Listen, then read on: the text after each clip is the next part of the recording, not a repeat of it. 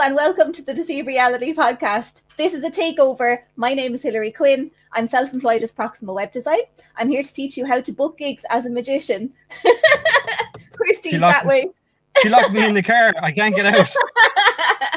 This is my takeover of Deceive Reality podcast. If you want to know how to book gigs as a magician using your website and the power of Google search, stay tuned. Also, I'm married to a magician, but which one? It's not me. Roll the credits, Dave. Broadcasting from Ireland, featuring interviews with some of the biggest names in magic. Welcome to the Deceive Reality podcast with your hosts, David Peace and Steve Spade. I don't know what happened there. That was weird. Hi, everyone. Welcome back to Deceive Reality podcast. We were off for a little bit because I got COVID. Whoops. So many people message me. They're like, "Sorry, man, you're sick." I'm like, "It's fucking Dave. It's not me."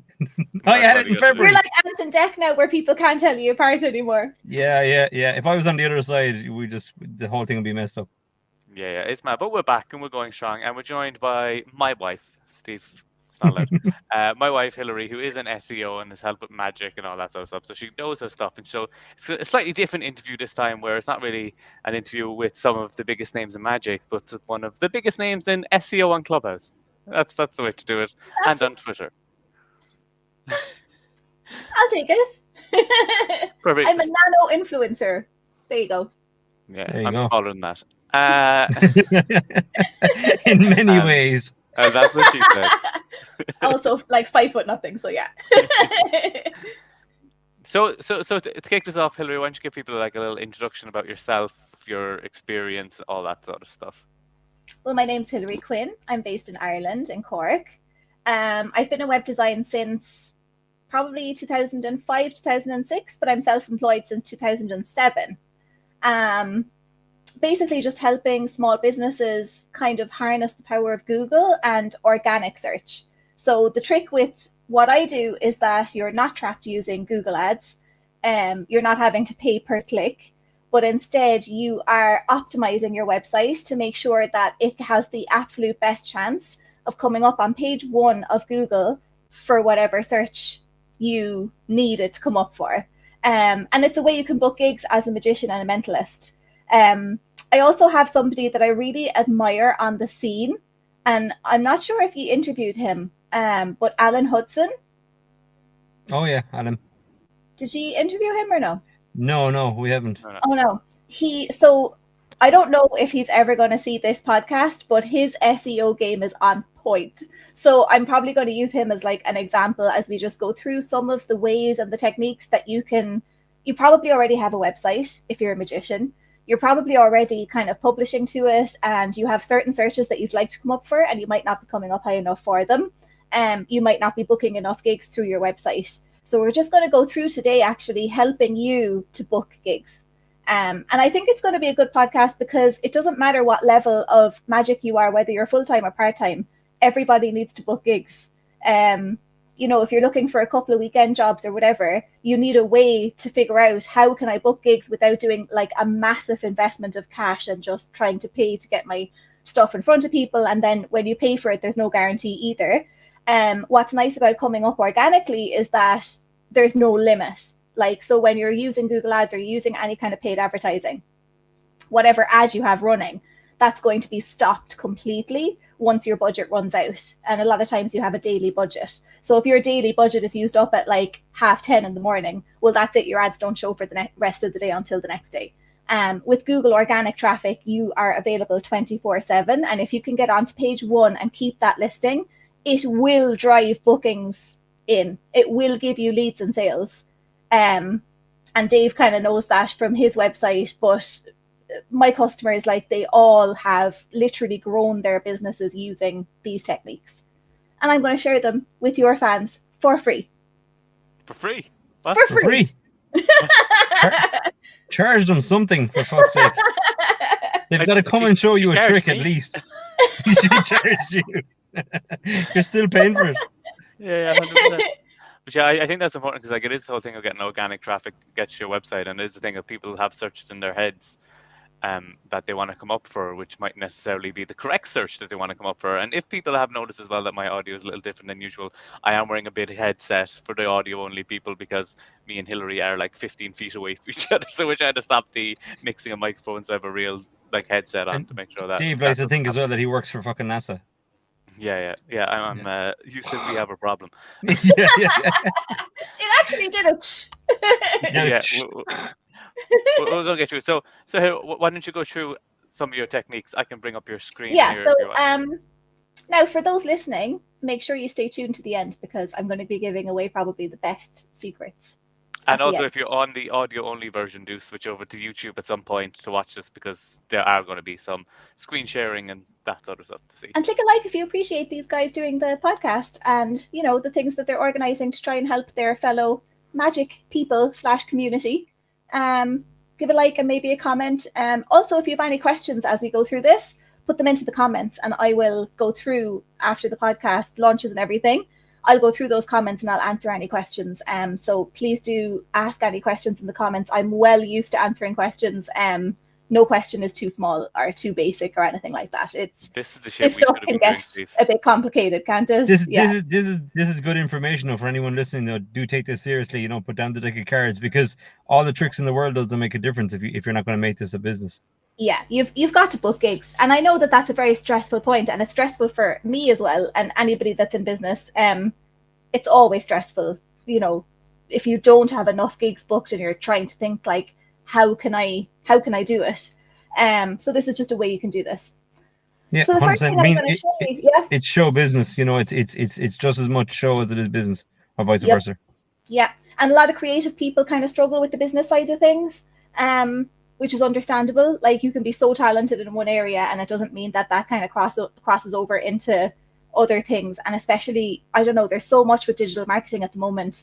There's so many different things to manage. People get overwhelmed and that's also understandable. So I think this is a great place to start because it's your website, you own it. It's not like an Instagram account I think is great. A Facebook page is great. Like you can definitely build up communities there.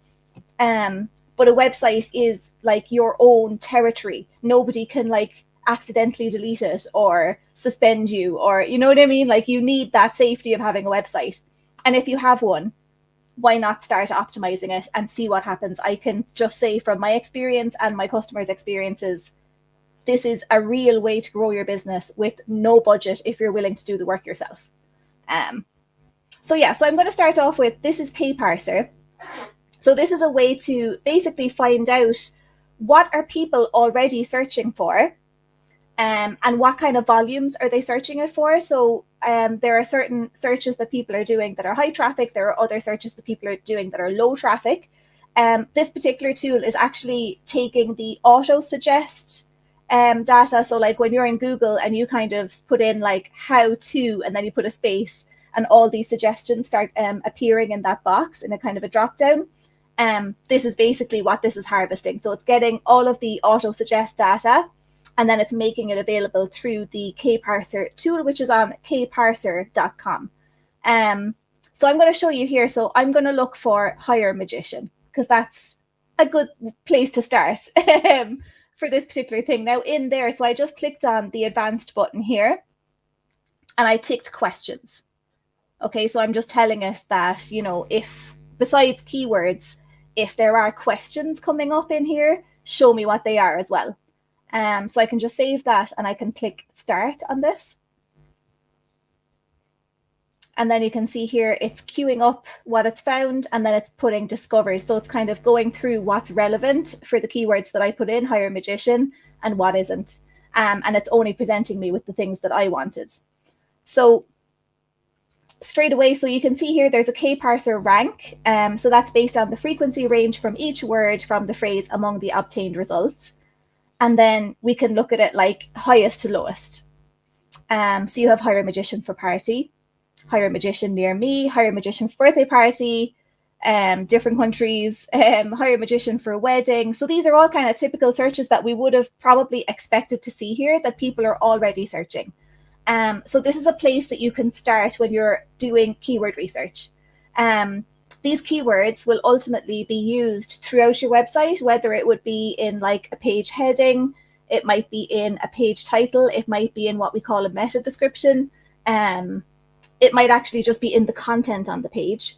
And another thing that is really good to do is to have a blog on your website that you are kind of semi-frequently publishing to. I don't want it to be a burden on people, but you know, that you're making some effort, maybe even once a month there's a new blog going in.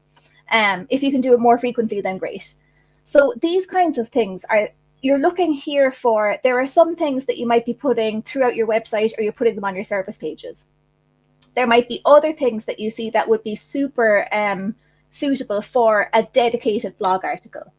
And if you're writing a blog for something, you also want to make sure that the content on that specific blog is like very valuable to the person that's been searching, not a very short, like 2-paragraph thing with like no picture and, you know, just kind of, you've just done it for Google. That's not going to be able to kind of rank in Google. It's going to be considered thin content, and it can actually ultimately damage like the overall view that Google has of your website and start dragging down the kind of quality overall, as Google kind of, it gathers up a picture of your entire website rather than just one page. So if you publish enough thin content where maybe you're trying to feed into Google, but you haven't done it well, and you've just kind of done a paragraph or 2 paragraphs, and it's maybe repetitive in keywords, or there's keyword stuffing, it's very short, it's not great for the user, etc., etc. You're not going to rank for that, number one. Number two, you're actually kind of damaging the overall view of your website in Google's eyes, let's say. So looking here, okay, we've discovered 100, so I'll stop it there. So we can see like there's Magician Ireland, Magician Cork, Magician Dublin, hire a magician for wedding. So you're just getting like, this is just a great place to start to literally get ideas of what people are already searching in Ireland. And actually, I never said that here. Here you can choose your country. So there's a drop down here, which isn't working now. Oh yeah, well, it's not working now, but you can click this drop down and basically you can select, you know, the US, you can select, you know, many different countries in that drop down. So for this search, I localized it to Ireland, which is great because if I'm only interested in booking gigs in Ireland, and I'm not that interested in traveling outside of Ireland right now to do gigs, well, then that's the data that I want. So we're going to go through some of these. How much to hire a magician for children's party? How much to hire illusionist? This one got my attention. And this is where my favorite website, which I think is Alan Hudson, comes into play. So how much to hire illusionist? So that came up in the search. You can see loads of other ideas here. Again, some of these could be things that you could write a blog around. Some of them might be service pages that you have on your website. Some of them might be even on your homepage, but there's loads there to get started on. So if we search for how much to hire illusionist, which came up that people are already searching this. So first of all, this is a featured snippet. So this person has kind of taken what we call place 0 on the page. So obviously this is a coveted spot. You know, a lot of people are going to click into this page. It's very tall looking on the page. It's obviously the very first thing that you see. So this is good work on finchmagician.com for having achieved their featured snippet. They did a really good job, and they're really direct in how they actually answered the question. So they're actually giving the prices, you know, where I suppose some websites might try and answer it without that. And people probably were looking for prices there after getting the featured snippet. But if you scroll down here, there's hiring a magician. How much does a magician cost to hire? And I actually want to draw your attention to these links here.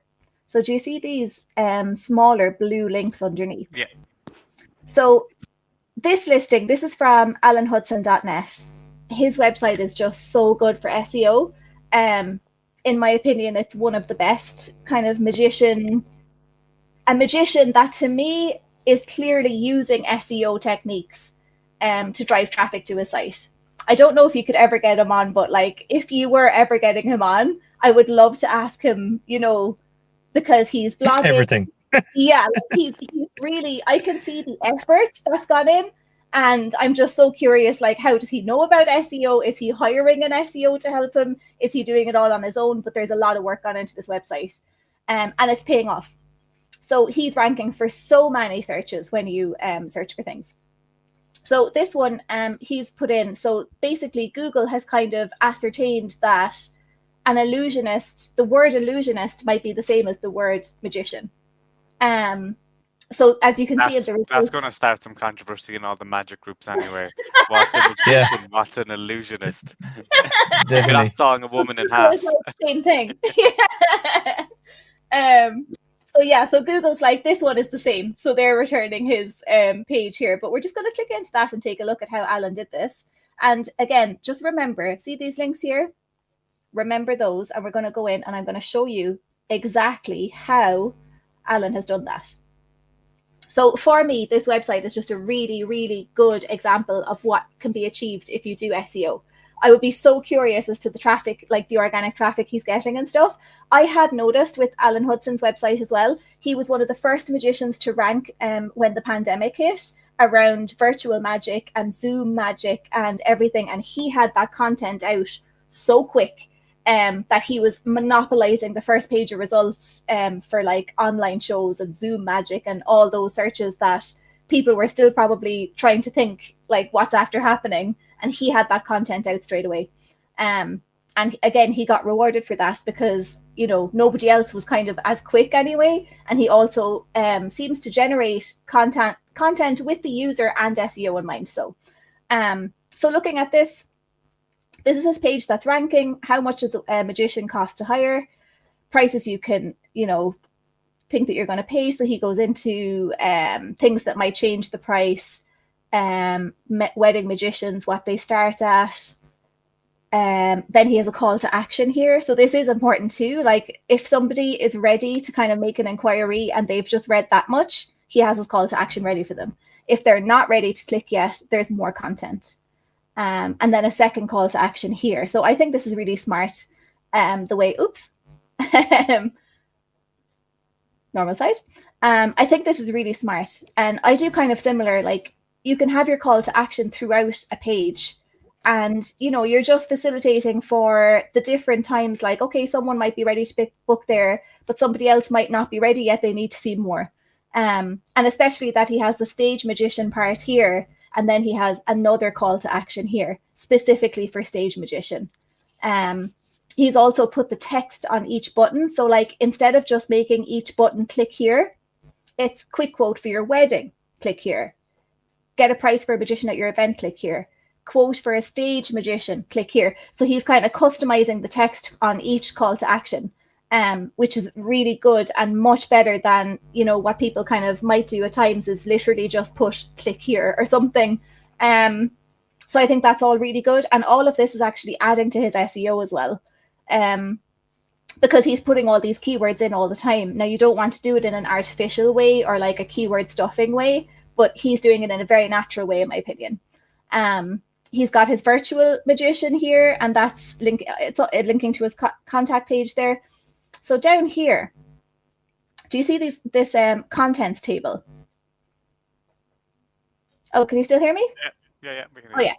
So if I click show, so if I hover there, can you see when I hover down on the bottom left, there's this go to, and then it has like hash magician for higher prices on this page. Do you see that?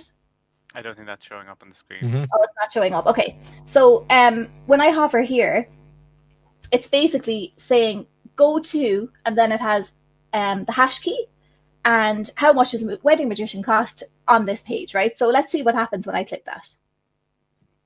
That's actually bringing me just to this section on the page. How much does a wedding magician cost to hire? Right? And if I go back here, let's say, what's the cost of an in-person magician?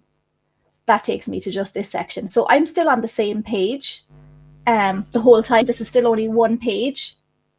But because of this menu here, this here, right?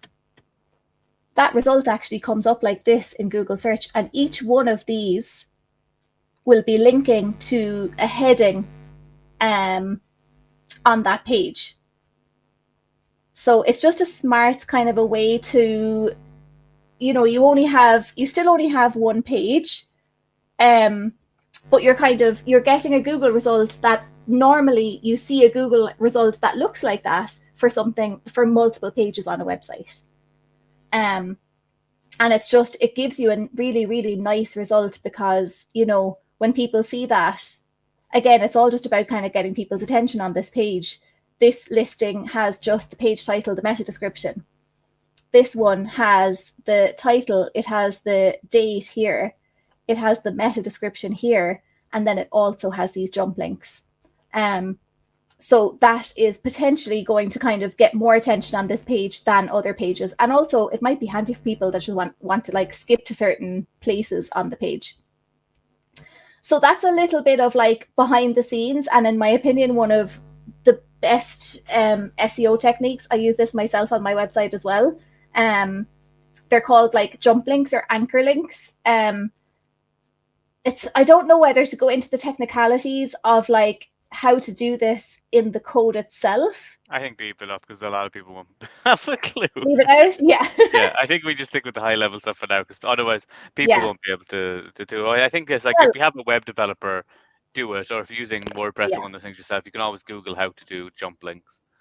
Yeah, and if people watching are interested in me coming on again, and I could literally do a very specific thing on just doing jump links, just leave a comment, leave a like or a message, Steve or Dave, because I would be happy to do that as well. This is a lovely technique. You know, if you look on Alan's page, you might be able to kind of glean some more information on how to do this.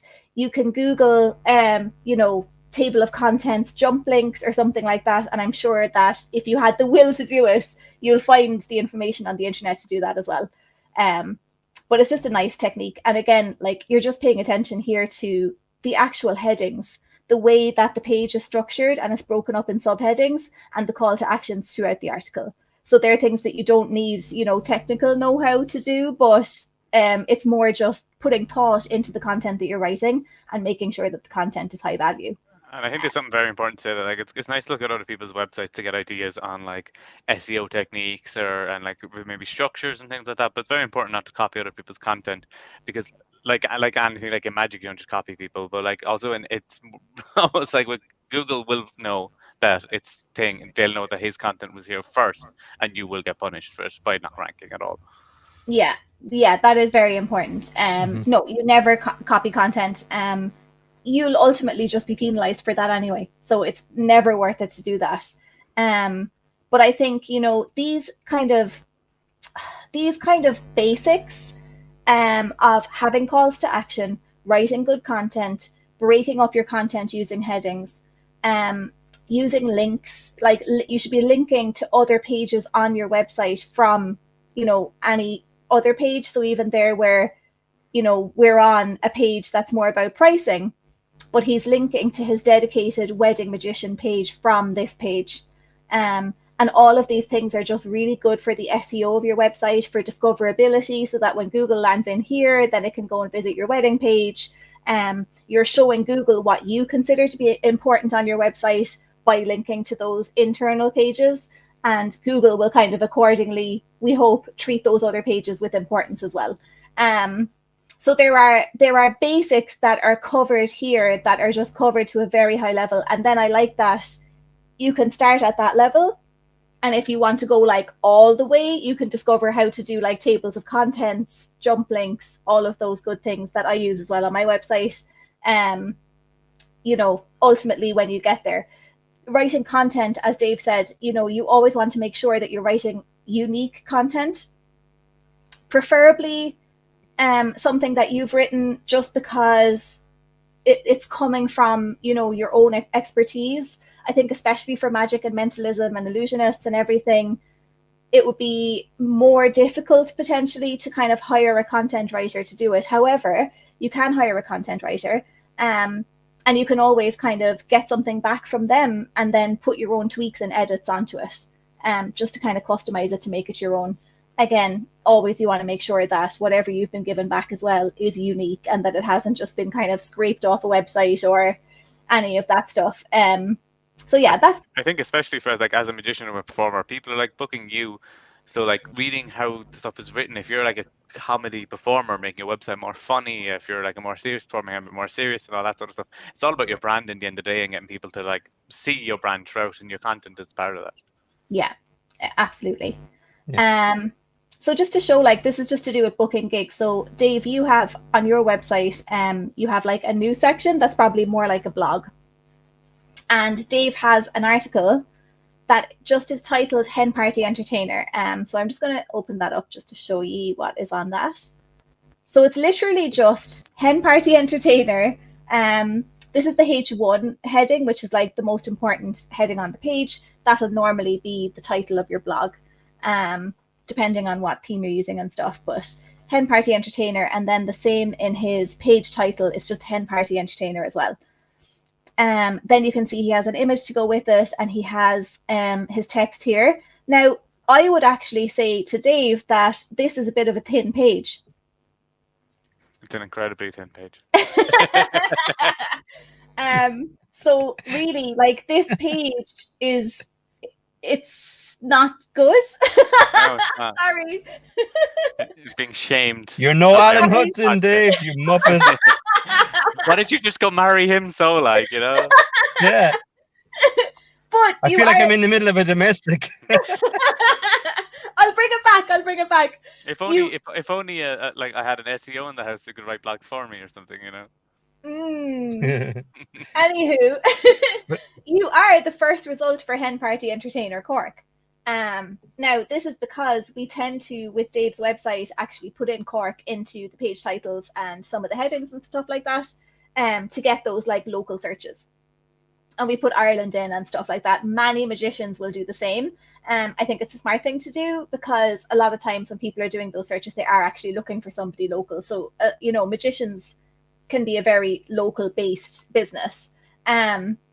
So for this Hen Party Entertainer Cork, you are the first result. Even though your page arguably could be better, you're still on the first page, and that can be sometimes because there just isn't that many. There's nobody right now who is competing with you for that search.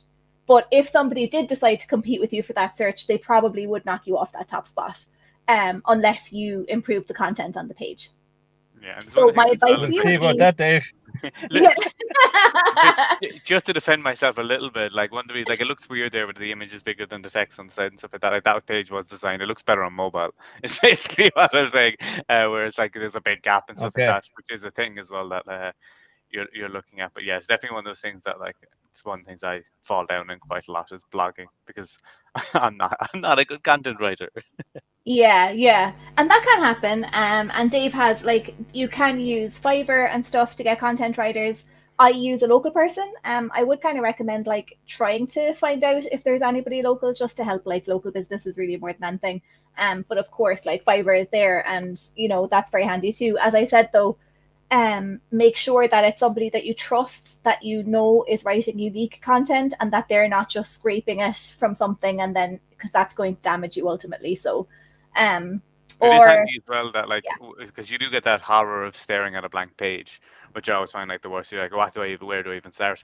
And like sometimes even going to Fiverr, getting them to write something, put it through a unique thing. You can find them online too, as like proof your content's unique, and then just basically rewriting it in your own language, just so that you're not staring at a blank sheet anymore, and you have ideas and that sort of stuff, which can be helpful. Yeah. As Dave said, there are services where they scrape off like content from various websites on the internet, and then they can compare the content that you got with whatever they have in their database. It might not be foolproof, but it's a check at the same time. And as well, you know, as I said, you can always just put your own twist on it and kind of not rewrite it, but if you considered it a draft and you kind of go over the whole thing and reword it a bit to make it completely yours, in that sense, you could end up with something different to what you got. You know, it was just kind of a first draft. And you can run it through some different processes to kind of get the quality of it up. So like with Dave, like he's lucky for the search because this isn't a highly competitive space. But if you were in a highly competitive space, he wouldn't be lasting here, and he would it would be a matter of urgency to go back in and just flesh out that page, add more content, structure it with headings, put in your calls to action, like the whole shebang would need to be done just to kind of retain that page one listing. But he has it, and that's because we probably had actually done keyword research and found that people were already Googling hen party entertainer. And it got me a booking today, so way. And it got you a booking today. And that's the whole point of the workshop. You can book gigs using these techniques. And look at what happened to Dave. Like, he booked a gig today. With a shit page. Yeah, but look at the date. This article was published on the 15th of May 2017. And Dave booked a gig today from this article, which is ranking, it's really up there on page one for those kind of local entertainment searches. And it just shows the power of this technique. Like, this really will bring bookings in the door. And if you're struggling to get bookings, this is a way that you can achieve it. And also I feel for people in that scenario, because sometimes when you can't get a booking, it might feel like you might panic and think like, is this permanent? Like, when am I going to get, my next booking and stuff? And I think this is it's a great thing that you can always be working on, and always kind of, when you have those quiet moments and you don't have your bookings, well, then go in and write your couple, like, do your bit of keyword research and go and write a blog or 2 or 3. And it's free for you. Like, you had a website anyway, so you were paying for the website anyway. So now you're actually getting more value out of the website that you're paying for anyway. And that then can start this kind of snowball effect of, oh, I see I got like one booking through one of the blogs that I wrote while I was quiet. And oh, look, now I booked another one through that other blog. And it's going to start this whole snowball where you're going to be so motivated in the end to write more blogs, because you're realizing that the more that you're putting into your website and writing out all this content, you're booking more gigs on the back of them. So yeah, it's just like, I think people maybe aren't aware of like really how many bookings you can book literally just through Google searches, Yeah, and to say that the reason I do have hair in that photo is because it's from 2017. There you go. So what else to discuss? Do you have any questions? No, I think it's good so far. Yeah, we've gone through the Parser thing now, so I think it'd be good to maybe go into one of the other points that you decided to share with us today. Okay, so let's say you are sold on this idea. You know that you should have been doing SEO all along on your website, but you're kind of wondering, like, how do I track this? You might also be wondering, how is my website doing right now? Like, maybe I am ranking for stuff, but I'm not really sure. Unless I search it myself and I see it on page one, I'm kind of working blind, people might think. So a tool that we rely on day in, day out, and probably most SEOs spend like most of the day inside this tool, is Google Search Console. This is a free tool that is supplied by Google, and it gives you access to the data that they have like around your website in terms of what people searched in Google that then kind of clicked into your website, what resulted in your website even showing in search results, which would be counted as an impression rather than a click. It's going to show you what rank you have for each page, so you can actually check like what kind of, let's say you have a certain key phrase or something, and you have a certain page that you're kind of wanting to come up or is coming up for that search, and you can see exactly what rank that has on page one. So normally, even though Google can be very changeable in terms of like what's on page one, because you have this people also ask section, you have featured snippets that we kind of went into, but we normally talk about those listings in terms of 1 to 10. And that once you go into kind of 11, 12, 13, 14, 15 in terms of rank, which you have access to in here, that now places you onto page 2. That isn't anything to be upset about. If you have a page that is coming up as like a rank of 14, and so it means you're the 14th kind of placement, let's say on average, it means that you have an excellent chance, if you improve that page and send a couple of links to it and build up some traffic going to that page, that you could actually bump up onto page one, because you might only be, 4 or 3 placements away from getting onto the bottom of page one, and then you can work to try and get further up page one. So look for those in Google Search Console. But for the moment, when you're setting up, so from, when you're setting this up first day, and if you don't have this set up on your website already, you're going to search.google.com. I think it's /search-console. But just Google Search Console, and it'll come up. And then I find this is the easiest way if you're kind of doing it yourself. This way you can verify using DNS verification. That would have to go through maybe your hosting company or whoever's responsible for your domain. It can be a bit more technical. So the more kind of accessible way to do this, and it's going to be easier for you to manage, would be doing it this way, where you'll just put in the HTTPS version of your website, and you'll put in the www as well.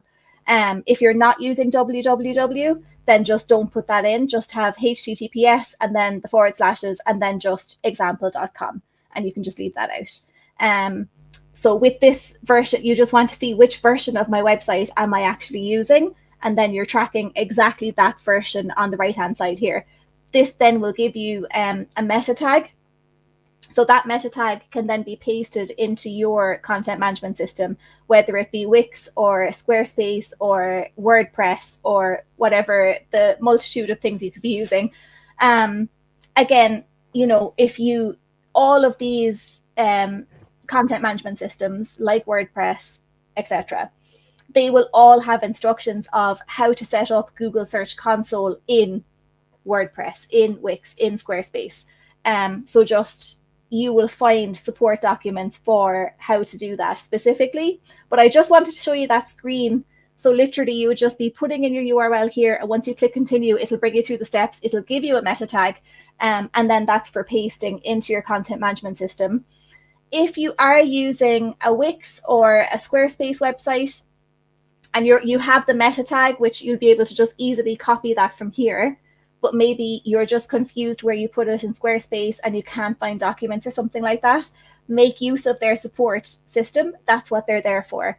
In my experience, and Shopify as well, actually, are really, really excellent support. Just put through a ticket. They're going to get back to you straight away, and they'll either kind of physically help you with it themselves if they can, or they're going to give you exact instructions how to do it in the system, and you just follow the instructions and you're going to get this set up. So this is very doable, even if you're not really a technical person. This is very doable. Google the instructions, use support if you're using a hosted system, and ask them, like, can they give you a hand or can they point you in the right direction to do that? And this is what it'll look like. So I'm just going to cancel that, and this is my own Search Console.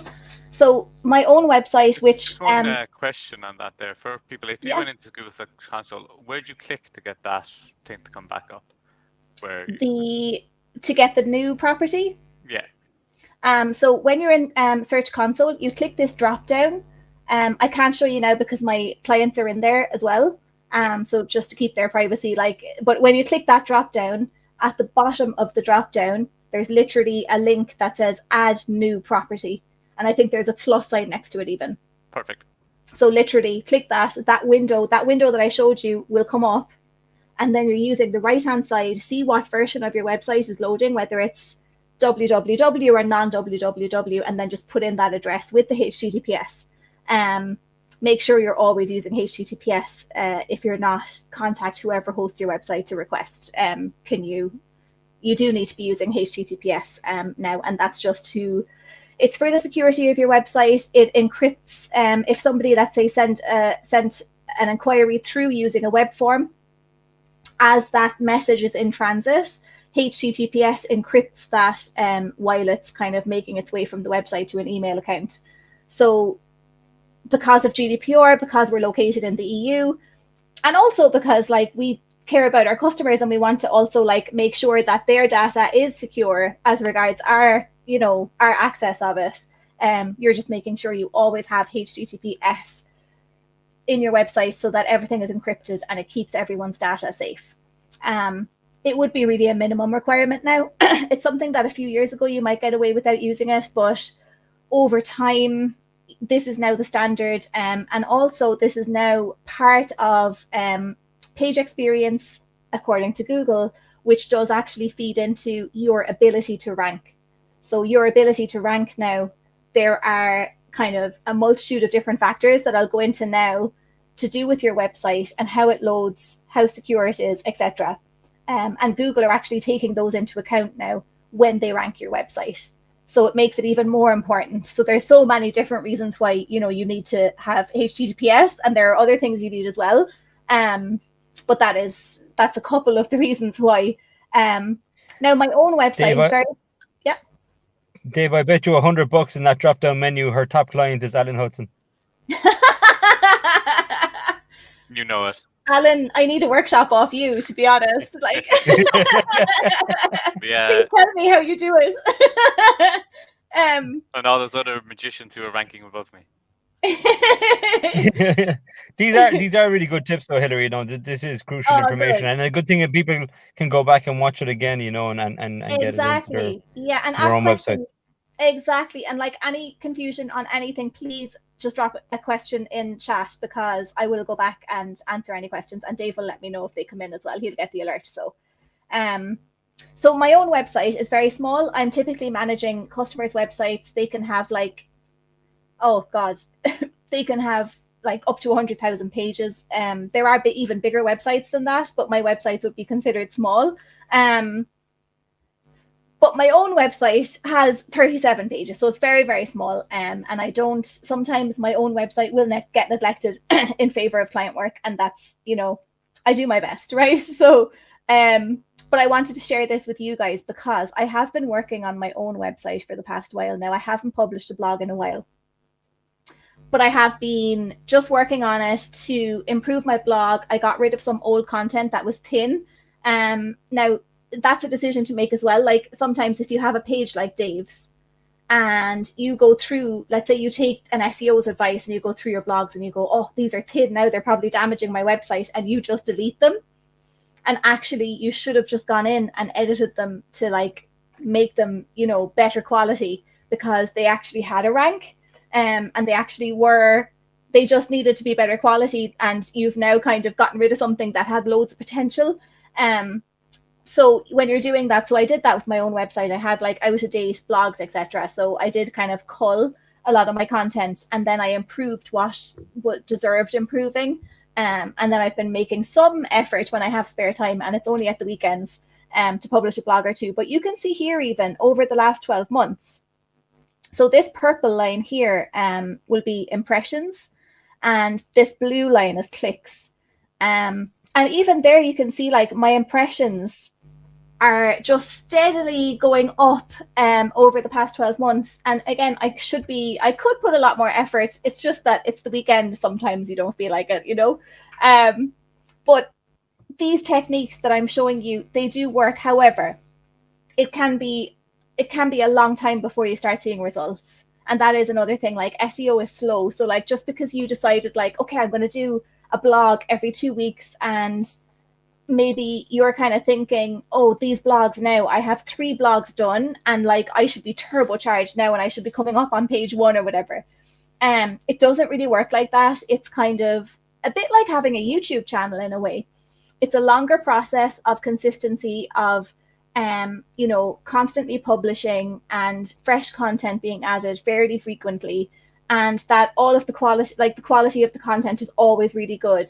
And you have to kind of persist with that for a long time before Google is going to kind of eventually decide, okay, or the algorithm itself is going to decide, like, you know what, like you are trustworthy, you're reputable, your website is loading quickly, it's mobile friendly, it's HTTPS, the content is good, people, as long as your users are enjoying it, Google will keep returning it for more and more people.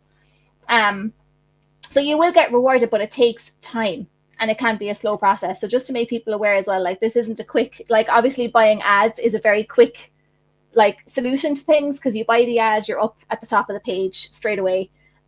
With this, it's not like that. It's going to be a longer process, and especially if you're doing it the way I do it, and the way a lot of people that are doing DIY, it's going to be slower, because you can only do it when you're not busy working, or you're not busy running a business, or you're not out doing gigs.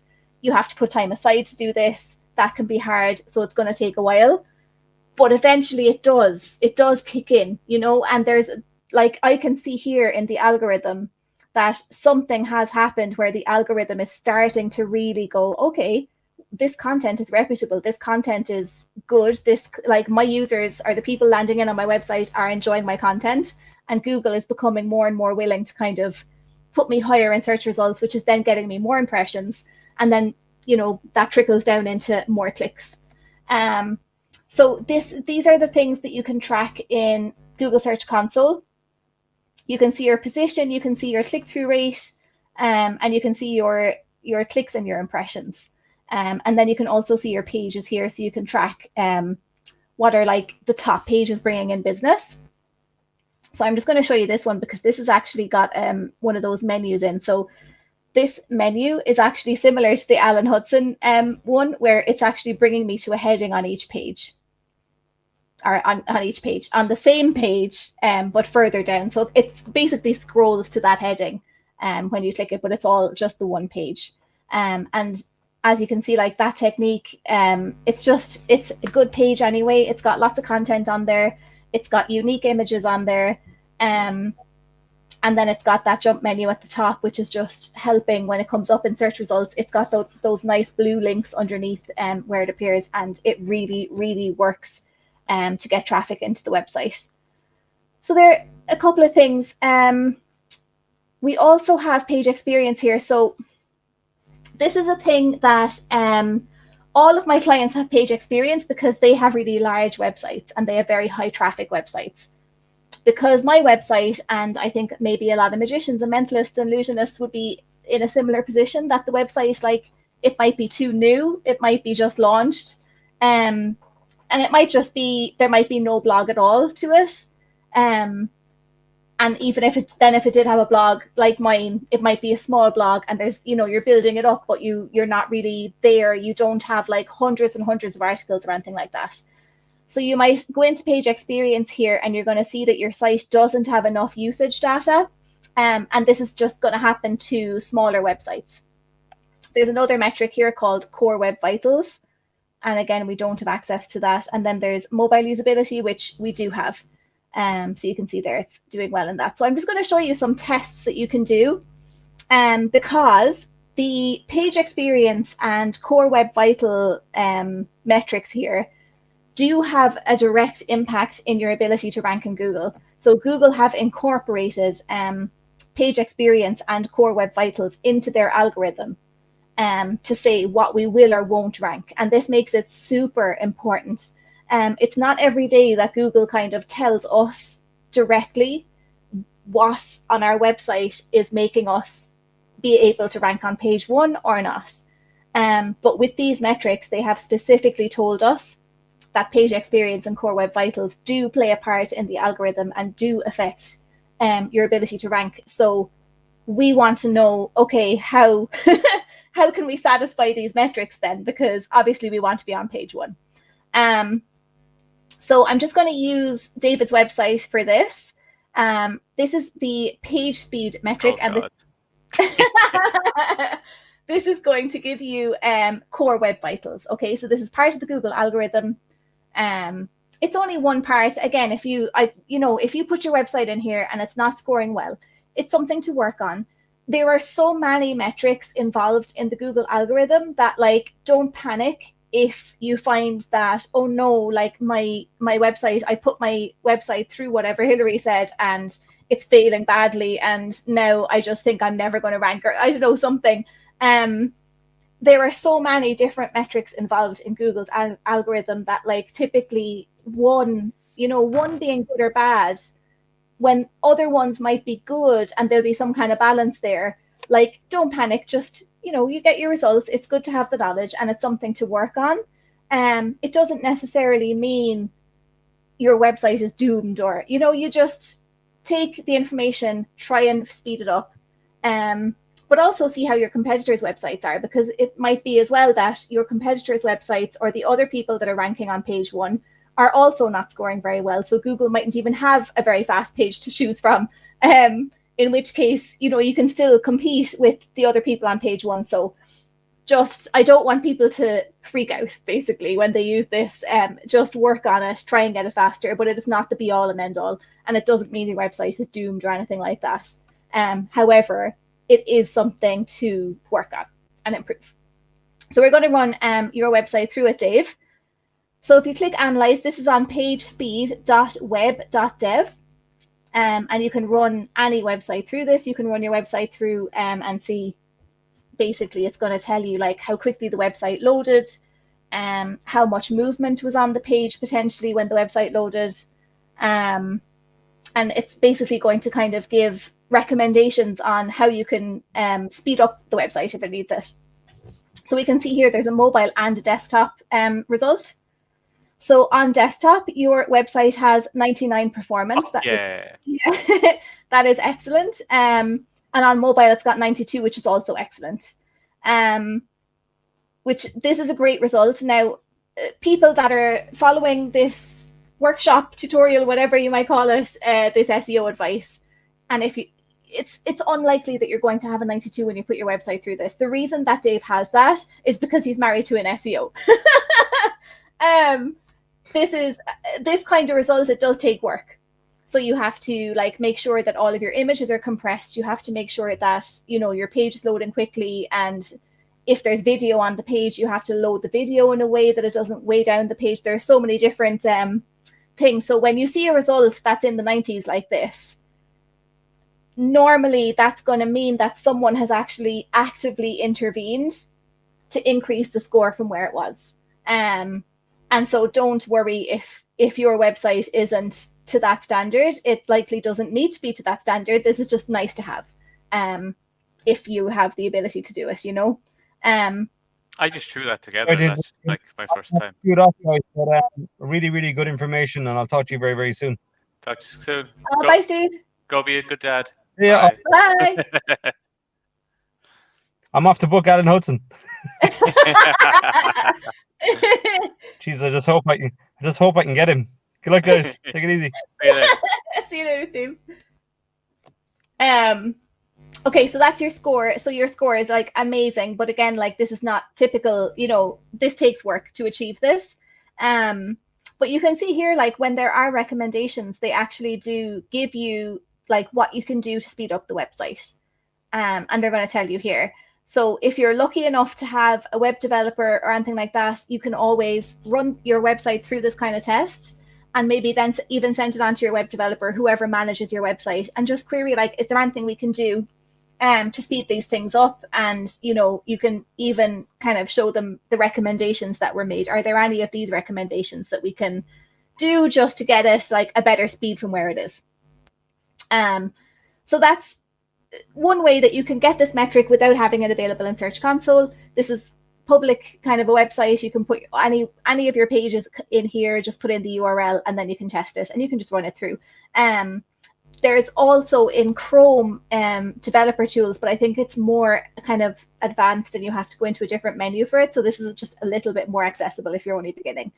And now for the people next who are watching this as well, like on YouTube, we will put the links to all these things in the description of the video as well, just to make it easier. Absolutely, yeah, we'll put all the links. Actually, I'll when we stop the actual screen share and everything, I'll copy out the links of everything that I used and I'll put them on to Dave, and he'll be able to put them into the description for you. We'll have to stop before Love Island anyway, so you know. Yeah, exactly. We have to watch Love Island. So this is pagespeed.web.dev. This is a way of testing your website for core web vitals to see if it's passing or not, or are there any improvements you can make, especially if you don't have them available in Search Console yet. And as you build up your website, you might get access to that. It's just that it's kind of, if you have a small website, sometimes you don't get those metrics. So another metric that we can check here that forms part of page experience is your web page mobile friendly? So I'm going to use your website again, Dave, for this. So this is on search.google.com/test/mobile friendly. If you actually even Google search like Google mobile friendly test, you'll actually see it coming up directly in search, and you can paste your URL in from there as well. So it's very handy. So we're going to test here and we're going to make sure that the web page is mobile friendly. And sometimes you can start out with a mobile friendly website and over time it can become non-mobile friendly because maybe an image was added that was too wide and maybe didn't have the right code around it to make sure it didn't break the layout. and you might have accidentally kind of inserted something, whether it was a video or an image or, you know, whatever way the content was done, that might have accidentally kind of widened the screen too much and almost broken the mobile friendliness of the page. And that can happen. That's entirely normal. But again, you can test it using the mobile friendly test to make sure that, you know, on Google side, it's mobile friendly. Also on your user side, you want to make sure that when web visitors are coming to your website, that all of those pages are mobile friendly, especially to book gigs. Because people really will be using their phones to Google, you know, magician near me, or whether they come in through your Google My Business or Google Business Places, it's called now. Whether they come in through Google My Business or through a web listing, they're likely, a lot of them, maybe a majority, depending on your website, are coming in through mobile. So your page needs to be mobile friendly, no matter where they came in through maps or they came in through, you know, the normal listings on the page. So this is your page is mobile friendly, Dave. We can view we can view the tested page. So they just kind of, they only go a certain distance for the tested page, but you can see there that like it's all lining up the way it should. The mobile navigation is after loading the way that it should, and nothing is breaking the width of the layout. Everything is perfect for like a narrow screen. So, and then they have like, this is the HTML that they were able to access. This is just a screenshot of what they would have seen roughly. And then this is just showing us the HTTP response was 200 OK, and that's what we want. So they're just two kind of publicly accessible tests that you can run your website through. And on top of that, just make sure that all the different pages on your website are also loading under HTTPS. So if you have those three things, run it through the pagespeed.web.dev, run it through the mobile friendly test, and then make sure that each version of whatever page, whether it's a blog page or your home page or a services page, that they're all loading through HTTPS in the URL. So that's kind of page experience. And again, you know, you might have access to this depending on the size of your website within Search Console. And if you don't, run it through those manual tests and you'll get a really good idea. I think that's kind of the most of what I was going to cover, Dave. The one thing that you were talking about earlier as well, is pop-ups on websites. Oh, those pop-ups. marketing pop-ups that should be removed and burned and never seen again. Please get rid of pop-ups. Not only are they pop-ups. annoying to users, Google hates them. Right. So this is actually, I do workshops for various different groups of people around SEO. And one screenshot that I always use in my workshops is this. And I'm showing you my behind the scenes because this is my actual, my slideshow in Google Docs. And here are my little notes and all. So this is my favorite thing to show people because this is a real life, you know, I don't want to say experiment, but I had a client that hired me for SEO. Then I finished, you know, maybe it was a month or two or whatever it was. I finished up with them. Then they were managing the website themselves. They installed a kind of a plugin that then was loading a pop-up on, I think, every page of the website. So when they hired me back, for people as well, like these pop-ups aren't like just like, oh, look at this.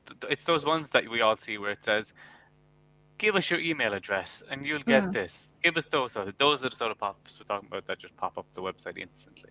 Yeah, and they're referred to as intrusive interstitials by Google. So if you see that term, intrusive interstitials, these are not pop-ups like cookie consent or essential like I wouldn't even call those pop-ups because I think a lot of websites, the way that they're loading those is not as a pop-up that obscures the full screen until you kind of get out of it, but they're actually loading at the footer of websites in a kind of a discrete one-line bar a lot of the time.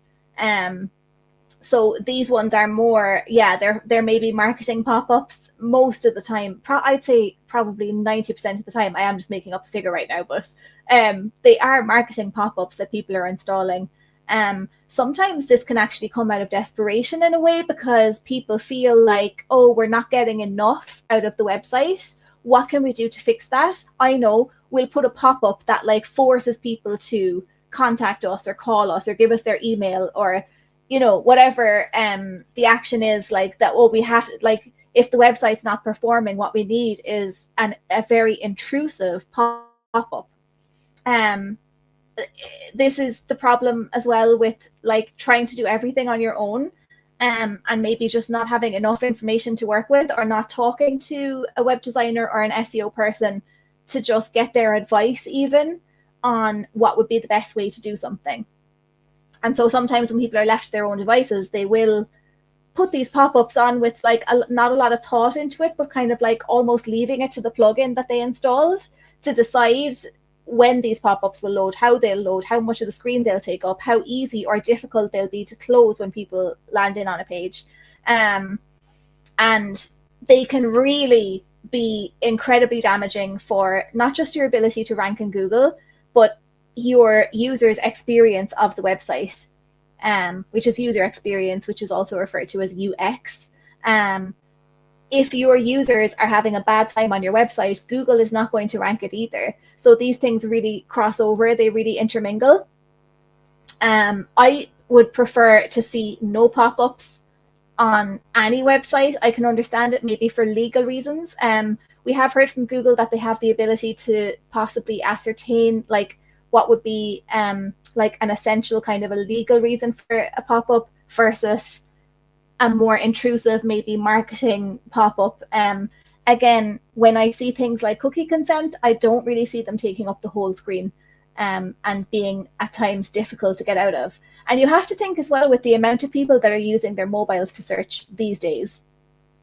When a pop-up takes up the whole screen on a mobile and somebody is trying to close that pop-up, how small that little X button might be. Or sometimes people mightn't even include a button to close the pop-up, but they might presume that people know that if they just click somewhere in the darkened area, that pop-up will go, and that's not the case. People can absolutely get trapped on that page. Also, you might have put your little X over like the content on the page without having something behind it to enable the contrast, so that button is actually clearly visible for closing the pop-up.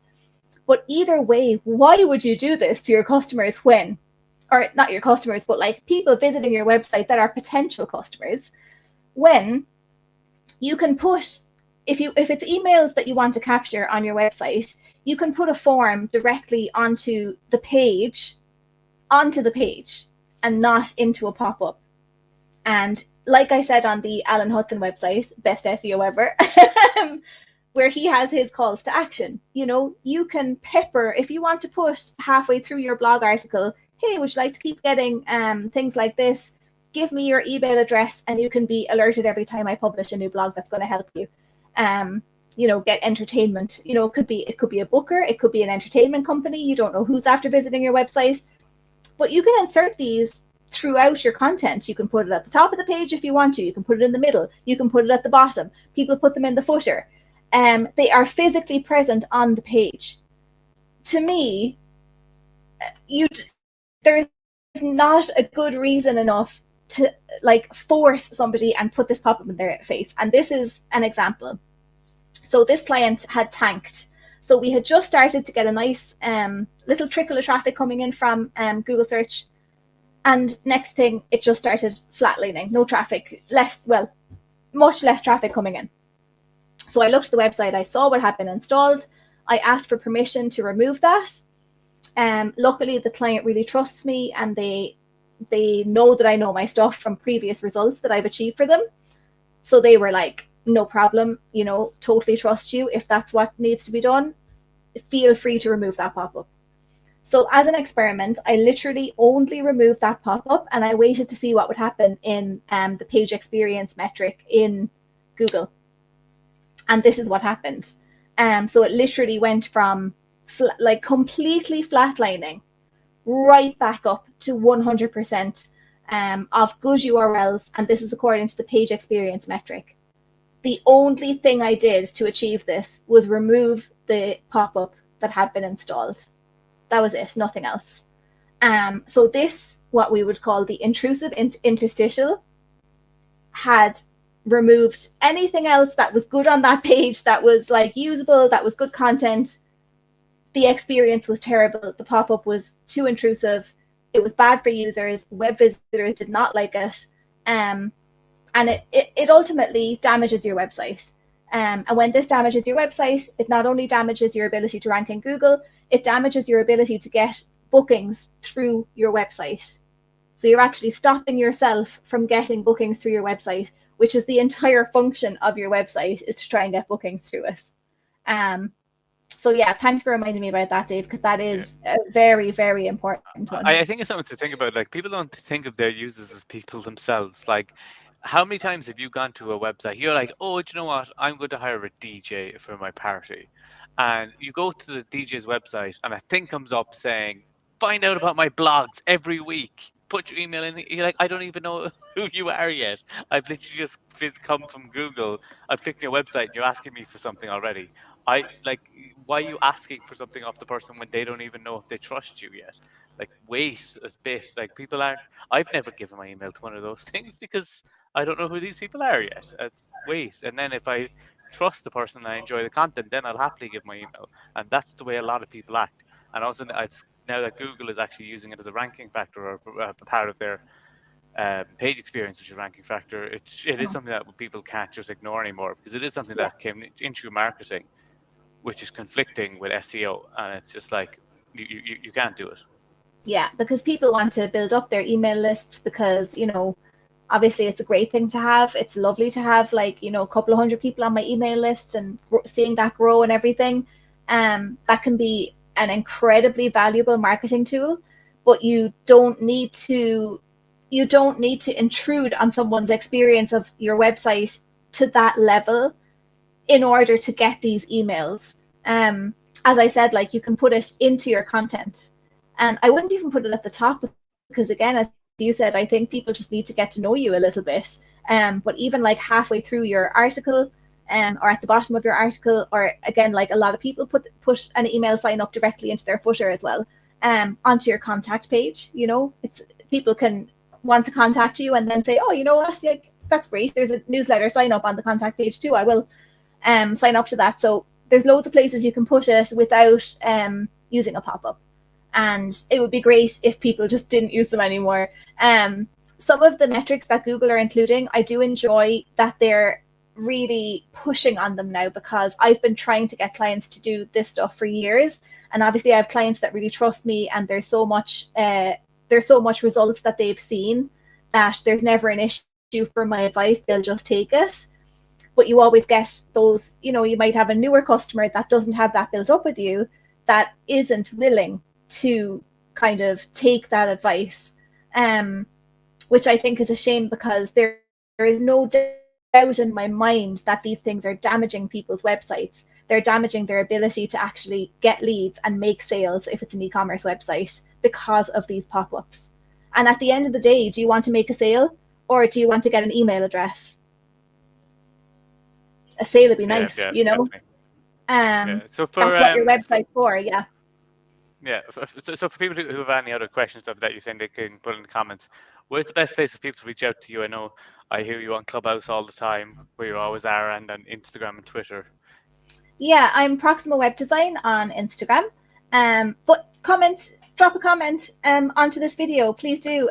Give the video a like if you are interested in this kind of content as well, because I also have friends that are in digital marketing that have different areas of expertise. So I do workshops with people where we do how to get press for your business, how to manage branding for your business, and do branding guidelines.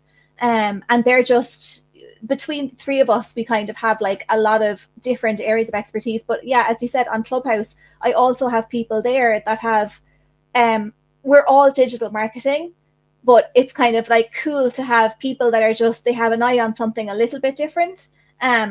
So if people are interested in this kind of thing, do let us know, because myself and Dave and Steve could actually, maybe schedule something else that's more on the business side of being a magician or mentalist or illusionist. Yeah, I covered all of the... If people are interested in this type of stuff, we've been doing a lot of interviews with magicians and stuff over the last couple of years, but we want to like help things grow. I always thought it was the reason we did the podcast was to hear stories about other magicians and learn from each other and that sort of stuff, to be better performers, but also be better at the business. So if you are interested in that business side, we can get people on to talk about that stuff. So comment down below, give us a like, all that good stuff, to let us know. Follow us on Instagram as well at Deceive Reality Ireland, and let us know if you want that. And I just want to say thanks to my wife for coming on and helping all us out, and My pleasure. to telling people to go steal all Alan Hudson's ideas, and that his website's better than mine. So whatever, yeah, it's fine. Alan, you are the guru. Or whoever his SEO is. Yeah, I need to know. You need to get him on just so I can ask him questions. I have questions. We'll figure it out. So thanks everyone for tuning into the podcast, and we'll be back in next week with another podcast, and who knows what will be at the topic beyond this time. So stay tuned, keep following, and we'll see you all again next time. Bye. Bye.